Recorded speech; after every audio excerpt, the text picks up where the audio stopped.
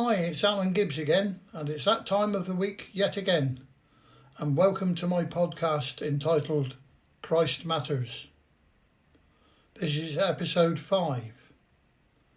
If you followed last week's episode, you will already be aware that at the end of it, I had just been to church for basically the very first time.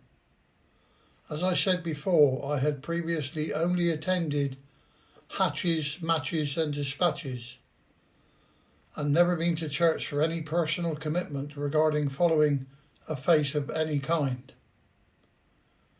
That said, as we got to the end of the service, I chatted briefly to a few people and realised that there was so much love within the congregation.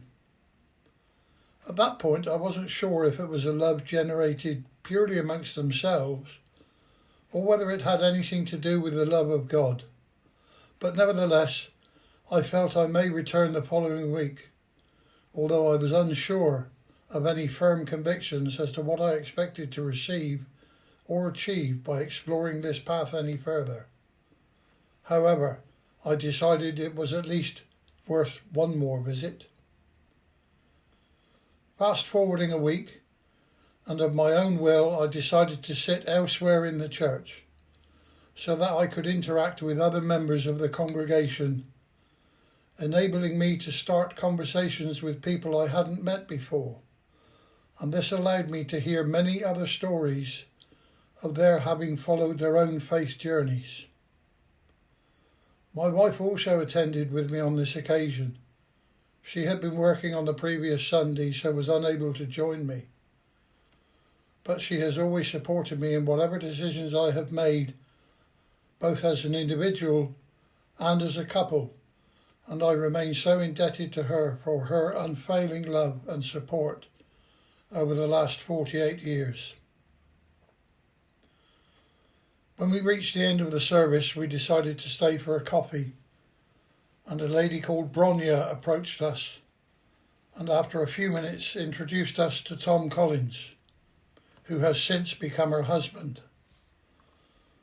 I was fascinated with the story of his journey to faith, especially as he came from what I classed as a normal background and had not, as I envisaged everyone else there to be, come from a middle to upper class background who were essentially born into a life of religious belief.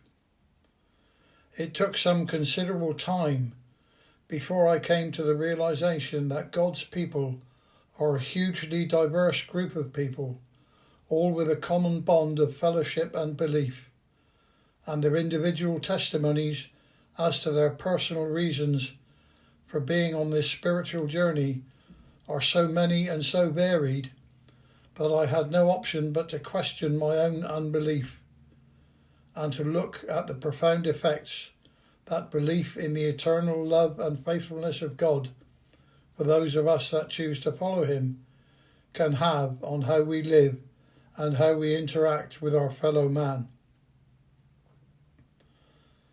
During my conversation with Tom, he obviously picked up on the fact that I was ever curious about the idea of learning about and perhaps even trying to follow in some way this spiritual journey that I seemed so intent on taking, that he invited me to his home weekly over the next few weeks so we could share my thoughts and his answers to the many questions I had.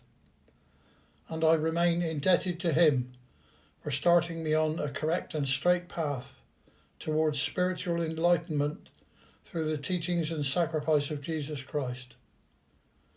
Before, during and after each of these sessions, he prayed with me and for himself too, so that what he was teaching me was a very truthful, gospel-based teaching, for which I am eternally grateful.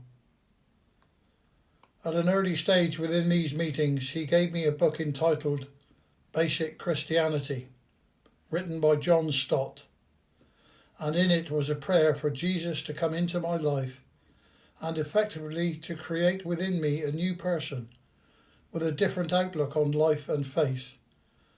And I started praying this prayer over and over again every day, many times each day, still desperate for some form of revelation and change. That change came, dare I say, very dramatically for me a few more weeks later, when Tom told me of an upcoming visit to Hope Baptist Church of an evangelist named Eric Delve, who was to give an afternoon talk on spiritual warfare, and Tom thought it may be useful for me to attend, which I duly did.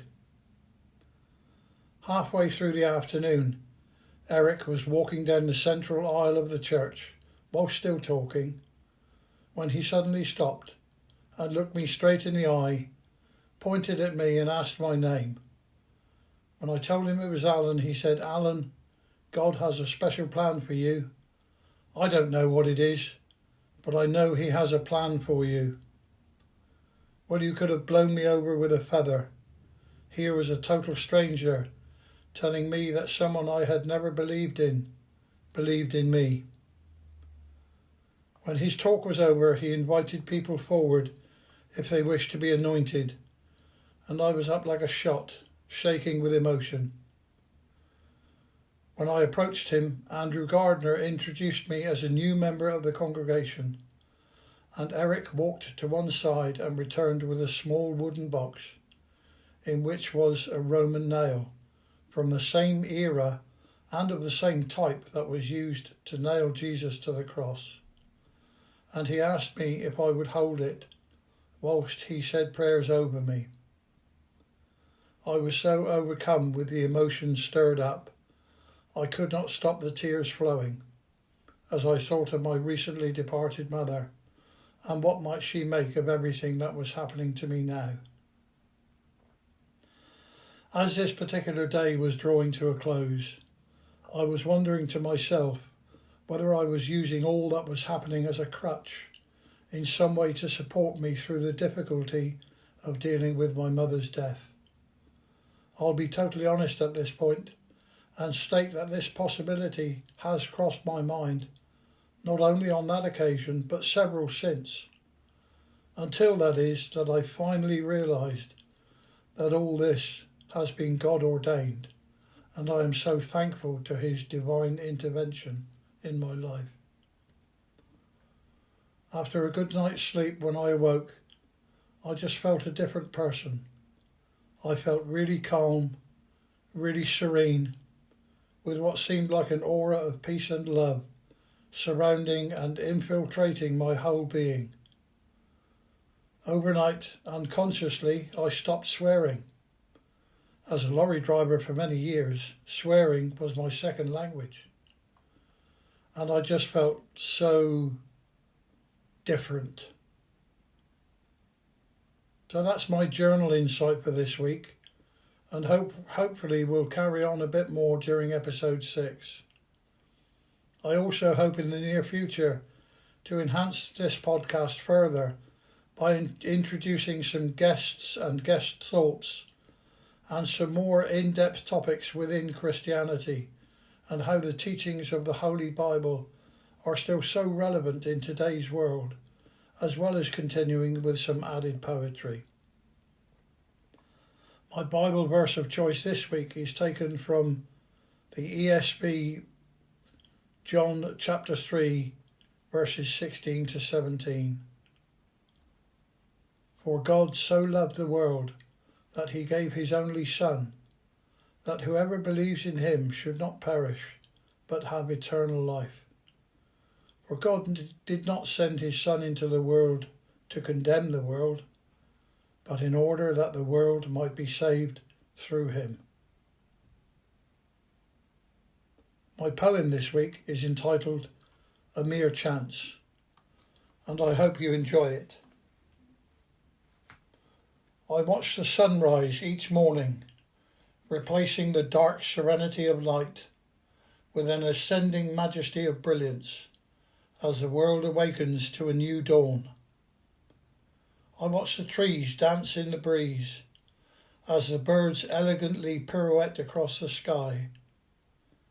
I watch the grass as it gently sways to and fro, softly caressing the rays of sunshine which pierce the sky like golden shards of glass.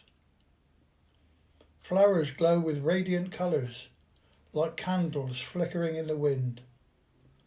I watch the rain fall like droplets of pearl, as if quenching the thirst of this Mother Earth. I watch the twilight as it descends, like a silken shroud filtering the light. I watch the darkness of night envelop all, stabbed by the light of countless stars, and the contours of the earth silhouetted against a crescent moon. When I look at all the beauty of this world, can I afford to dismiss it as a mere chance? Well, that's all for this week. Thanks for joining me once more, and I look forward to meeting with you again. God bless you all.